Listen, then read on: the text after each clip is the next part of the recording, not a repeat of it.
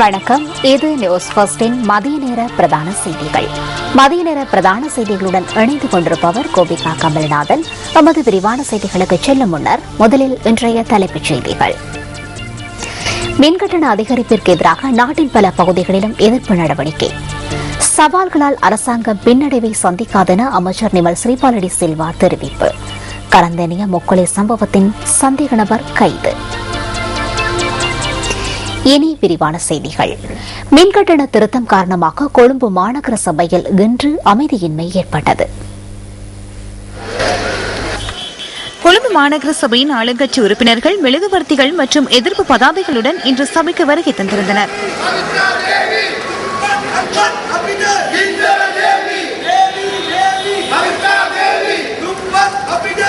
அங்கு அவர்கள் எதிர்ப்பு நடவடிக்கையிலும் ஈடுபட்டனர்.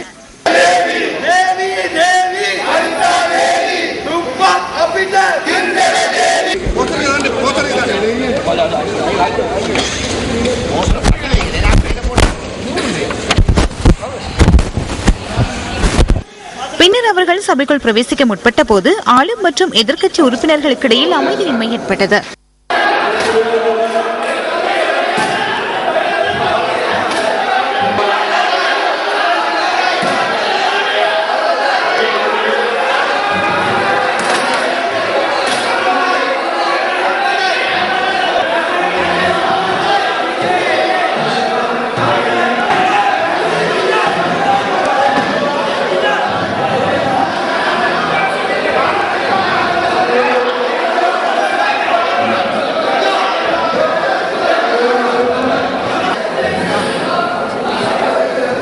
இதேவேளை பணதுறை பிரதேச சபையின் எதிர்க்கட்சி உறுப்பினர்கள் தீப்பந்தங்களை ஏந்திய வண்ணம் இன்று சபைக்கு வருகை தந்திருந்தனர்.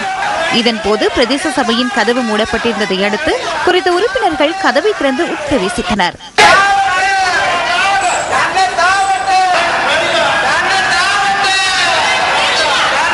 அபராதவ பிரதேச சபையின் எதிர்க்கட்சி உறுப்பினர்கள் மின்கட்டண திருத்தத்துக்கு எதிர்ப்பு தெரிவிக்கும் வகையில் இன்று சபைக்கு இவ்வாறு வருகை தந்திருந்தனர்.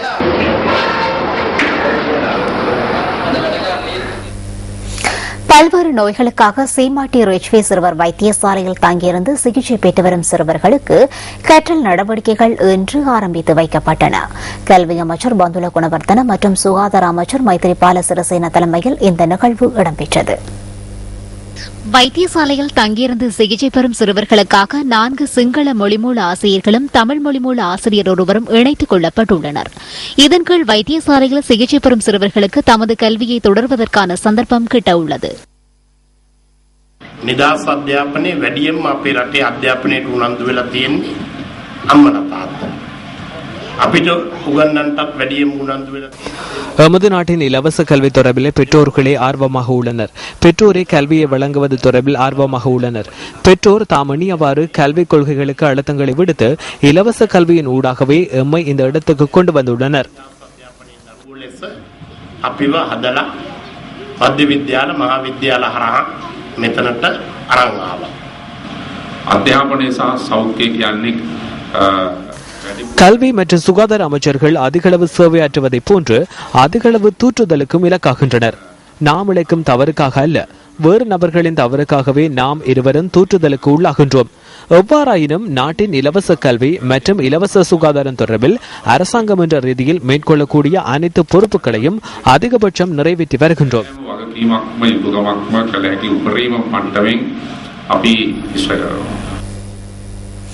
கிழக்கு மாகாணத்தை உள்ளடக்கும் வகையில் நில அதிர்வு அளவீட்டு மையம் ஒன்றை அமைப்பதற்கு புவி சரதவியல் மற்றும் சுரங்க பணியகம் தீர்மானித்துள்ளது. அம்பாறை வடிநாகல பகுதியில் கடந்த காலங்களில் பதிவான நில அதிர்வுகளை கருத்தில் கொண்டே இந்த தீர்மானம் எடுக்கப்பட்டதாக பணியகத்தின் பணிப்பாளர் நாயகம் அனில் பீரிஸ் தெரிவித்துள்ளார். நில அதிர்வு மீண்டும் பதிவாகும் சந்தர்ப்பங்களில் அதனை அளவிடுவதற்காகவே இந்த நடவடிக்கை எடுக்கப்பட்டுள்ளது. நாட்டின் தற்போது மிகிந்தலை, மகந்தராவ, பல்லேகல மற்றும் மாத்தறை மாவட்டத்தின் அக்மட பகுதிகளில் நில அதிர்வு அளவீட்டு மையங்கள் காணப்படுகின்றன. எனவே கிழக்கு மாகாணத்திலும் விரைவில் அதனை அமைப்பதற்கு எதிர்பார்த்துள்ளதாக பணியகத்தின் பணிப்பாளர் நாயகம் கூறினார். அம்பாறை வடிநாகல பகுதியில் பதிவான நில அதிர்வுக்கான காரணத்தை ஆய்வுகளின் மூலம் கண்டறிய முடியாது போயுள்ளதாகவும் புவி சரதிவியல் மற்றும் சுரங்க பணியகம் குறிப்பிடுகின்றது.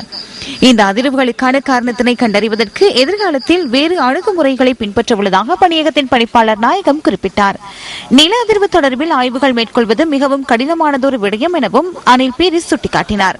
இதற்கமைய ஆய்வுகளுக்கு தேவைப்படும் கால அவகாசம் மற்றும் ஆய்வினை மேற்கொள்ள வேண்டிய முறை தொடர்பில் தற்போது கலந்துரையாடப்பட்டு வருவதாகவும் பணியகம் குறிப்பிடுகின்றது. கரந்தனியவில் இடம்பெற்ற முக்கொலை சம்பவத்துடன் தொடர்புடையதாக கருதப்படும் சந்தேக நபர் கைது செய்யப்பட்டுள்ளார்.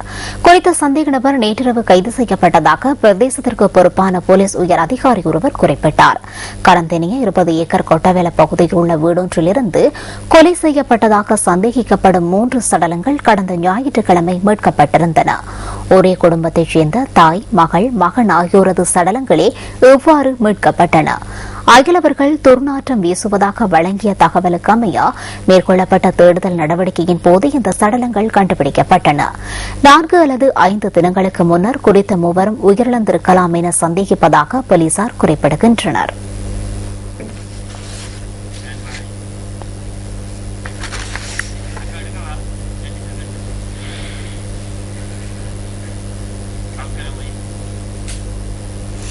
அரசாங்கம் சவால்களினால் பின்னடைவை சந்திக்காதென நீர்ப்பாசனம் மற்றும் நீர்வள முகாமைத்துவ அமைச்சர் நிமல் ஸ்ரீபாலடி சில்வா தெரிவிக்கின்றார்.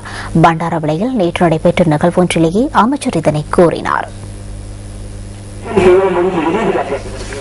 பண்டாரவிளை கேஷன் பகுதியில் நிர்மாணிக்கப்பட உள்ள அகஸ்பகுண குளத்தின் பணிகளை ஆரம்பிப்பதற்காக இந்த நிகழ்வு ஏற்பாடு செய்யப்பட்டிருந்தது.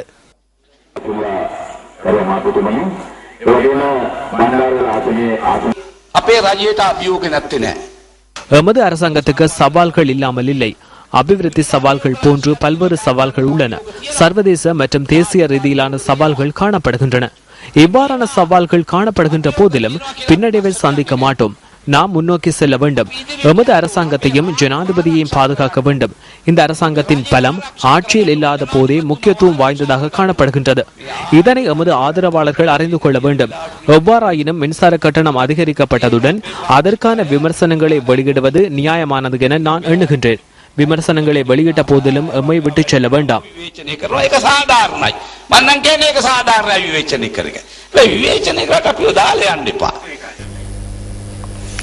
கண்டி நகரின் மத்தியில் அமைந்துள்ள ஹென்றி பர்ட் எனப்படும் பறவைகள் பூங்கா 38 வருடங்களுக்கு பின்னர் இன்று முற்பகல் மீண்டும் திறந்து வைக்கப்பட்டது. கண்டி மாநகர சபையின் மேயர் மஹிந்த ரத்வத்தே, மத்திய மாகாண ஆளுநர் டிகிரி கொப்பே கடுவ மற்றும் மத்திய மாகாண முதலமைச்சர் சரத் ஏக்கநாயக்க ஆகியோரின் தலைமையில் ஹென்றி பர்ட் பூங்கா இன்று திறந்து வைக்கப்பட்டது.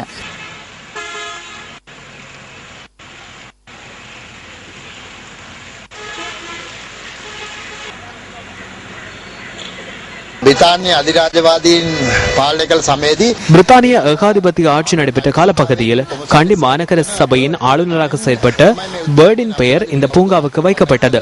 6 வருடங்களுக்கு முன்னர் பேர்ட் பூங்கா என்ற பெயரை மாற்றுவதற்கு யோசனை முன்வைக்கப்பட்ட சந்தர்ப்பத்தில் மாநகர சபையை நிர்வகிக்கும் அனைவரும் இதற்கு எதிர்ப்பு தெரிவித்தனர். எனினும் இந்த பூங்காவை எமக்கே உரித்தாக கொள்ளும் நிலைப்பாட்டிலேயே இன்றும் எமது இராணுவ வீரர்களுக்காக இந்த பூங்காவை பெயரிடும் நிலைப்பாட்டில் நான் உள்ளேன். 38 வருடங்களுக்கு பின்னர் இந்த ஹென்றி பர்ட் பூங்கா திறந்து வைக்கப்பட்டமை தொடர்பில் நாம் உண்மையில் மகிழ்ச்சி அடைகின்றோம். இந்த பூங்கா முன்னர் அசுத்தமாகவே காணப்பட்டது. இன்று இதனை அழகிய பூங்காவாக மாற்றியுள்ளோம். ஜெனரல் டென்சில் கொப்பே கடுவ பூங்கா என இதனை பெயரிடுவதற்கு ஆலோசிக்கப்பட்டுள்ளது. இதற்கு இணக்கம் தெரிவிக்கப்பட்டுள்ளது என நான் எண்ணுகின்றேன்.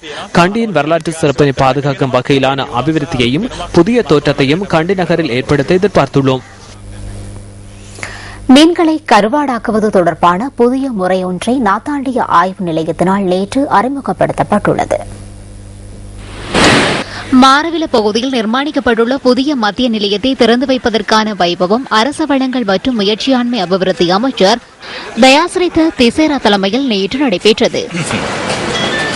கருவாட்டு உற்பத்தியின் போது கையாளப்பட்டு வரும் மீனினங்களை கடற்கரையோரங்களில் காய வைக்கும் நடவடிக்கைகளுக்கு பதிலாக சூரிய சக்தி ஊடாக காய வைக்கும் புதிய முறை இதன்போது அறிமுகப்படுத்தப்பட்டது.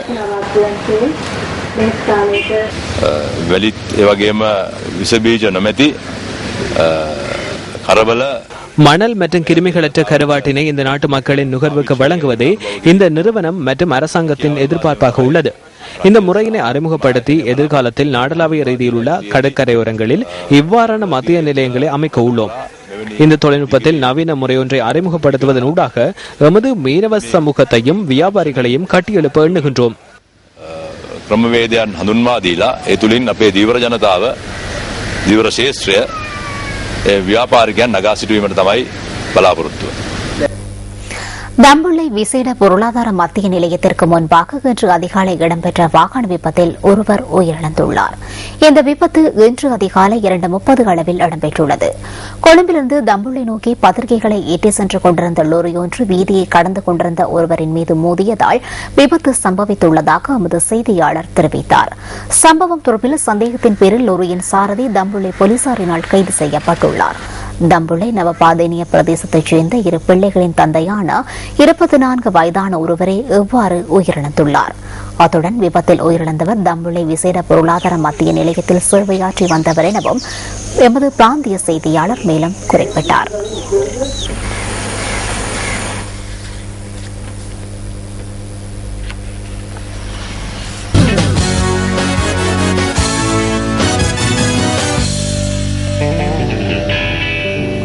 பாகிஸ்தானின் சகலதுறை வீரர் சாஹிட் ஆஃப்ரிடி இங்கிலாந்தில் நடைபெறவுள்ள சாம்பியன்ஸ் கிண்ண ஒருநாள் கிரிக்கெட் தொடரிலிருந்து நீக்கப்பட்டுள்ளார்.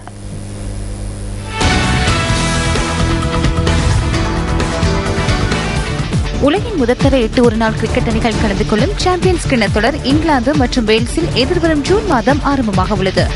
இந்த தொடரில் விளையாடவுள்ள நாடுகள் தமது அணிகளை தெரிவு செய்யும் பொருட்டு 30 பேரை உள்ளடக்கிய குழாமை அண்மையில் பெயரிட்டிருந்தது. பாகிஸ்தான் கிரிக்கெட் சபை தனது 15 பேர் அடங்கிய இறுதிக் குழாமை நேற்று அறிவித்திருந்தது. எனினும் இந்த குழாமில் பாகிஸ்தான் அணியின் சகலத்துறை வீரர் ஷஹீத் அஃப்ரிடியின் பெயர் உள்ளடக்கப்பட்டிருக்கவில்லை. கடந்த வருடம் அஃப்ரிடி அதிகபட்ச திறமையை வெளிப்படுத்த தவறியதை அடுத்தே இந்த தீர்மானத்தை ஏற்றதாக பாகிஸ்தான் கிரிக்கெட் தெரிவுக்குழுவின் தலைவர் இக்பால் காசிம் ஊடகங்களுக்கு தெரிவித்துள்ளார். சாம்பியன்ஸ் கிண்ண ஒருநாள் கிரிக்கெட் தொடரின் பாகிஸ்தான் அணியின் தலைவராக மிஸ்பாஹுல் ஹக் பெயரிடப்பட்டுள்ளார். இதேவேளை ஆஸ்திரேலியாவின் டென்ட் குட்ஹில் பாகிஸ்தான் அணியின் துடுப்பாட்ட பயிற்றுநராக நியமிக்கப்பட்டுள்ளார்.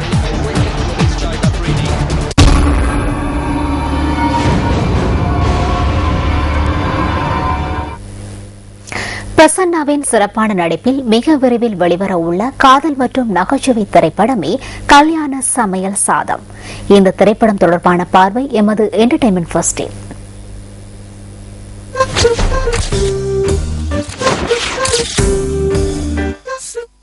ஆரிஸ் பிரசன்னாவின் இயக்கத்தில் அருண் வைத்தியநாதன் மற்றும் ஆனந்த் கோவிந்தன் ஆகியோர் இந்த திரைப்படத்தினை தயாரித்துள்ளனர்.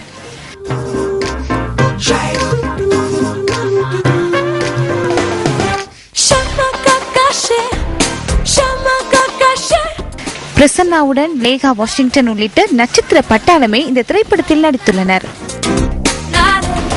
இந்த திரைப்படத்திற்கு அரோரா இசையமைத்துள்ளார். இந்த திரைப்படம் இந்தியாவின் திருமண கலாச்சாரத்தினை மையமாக கொண்டு படமாக்கப்பட்டுள்ளமை குறிப்பிடத்தக்கது.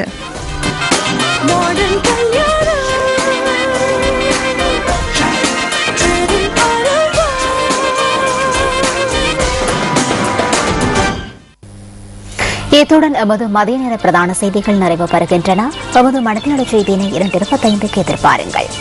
வணக்கம்.